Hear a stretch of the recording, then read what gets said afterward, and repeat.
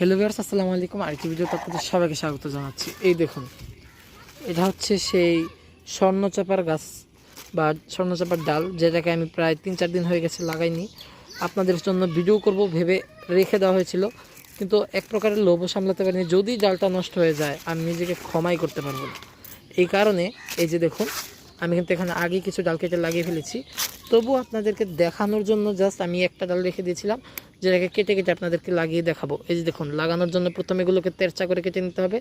আমি বটি দিয়ে সুন্দর করে সমান করে কেটে নিয়েছি। আপনারা চুপ, অতিরিক্ত। তো দেখুন, মাঝে মধ্যেই কিন্তু আমার ভিডিওতে এই ধরনের কতগুলো শাকচুন্নিরা আমাকে ডিস্টার্ব করে, তো ওগুলোকে আপনারা অ্যাভয়েড করবেন। এখন আপনাদেরকে দেখাই যে আমি কেচি দিয়ে কোনো রকমে, মানে যাকে বলে একদম হাতুড়ে ডাক্তাররা যেভাবে অপারেশন করার নাম করে সুচ ফুটিয়ে দেয়, ঠিক ওই রকমভাবে ডালগুলোকে তেরছাভাবে কেটে নিতে হবে। কেটে নেওয়ার পরে এখানে ফাঙ্গিসাইড লাগানোটা খুবই অত্যাবশ্যক, কারণ আমি জানি না এই স্বর্ণচাপার ডালগুলো থেকে আদতেও চারা তৈরি হয় কি না।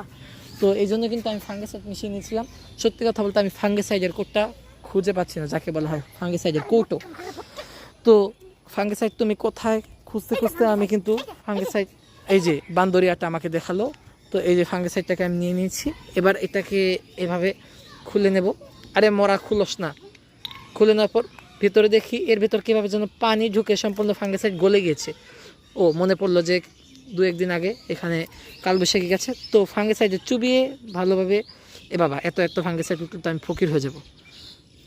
আমার মতো কিপটারা ফাঙ্গিসাইড আঙুল দিয়ে এভাবে ডলে ডলে লাগিয়ে নেবেন। আর গুঁড়ো হলে এত বেশি লাগবে না। তো তখন এটাকে এভাবে যেতে যেতে, মানে যাকে বলে চাপ দিয়ে বালুর ভেতর ঢুকিয়ে দেবেন। এখানে কাজটা যেটা করতে হবে আপনাদেরকে, এভাবে একটা ছিদ্র করবেন, তারপর এই রকমের ডালটা নেবেন, ডালের গোড়া ফাঙ্গিসাইড লাগিয়ে ছপাং করে ঢুকিয়ে দেবেন। আর আমার মতন যদি আপনারা জল্লাদের মতন গাছ লাগান, তাহলে এই রকমভাবে লাগাবেন, লাগাইয়া তারপর এরম করে ঢুকিয়ে দেবেন। এখন সম্পূর্ণটাই আল্লাহর উপর নির্ভর করে, আল্লাহ কি চারা তৈরি করে দেবেন কি না। তো দেখা হচ্ছে আগামী ভিডিওতে। আর আজকের ভিডিওর কথাবার্তা এবং সব কিছু আপনারা একটু নিজেদের মতন, কি বলে, সহনশীলভাবে অ্যাভয়েড করে নেবেন। ধন্যবাদ সবাইকে। আসসালামু আলাইকুম।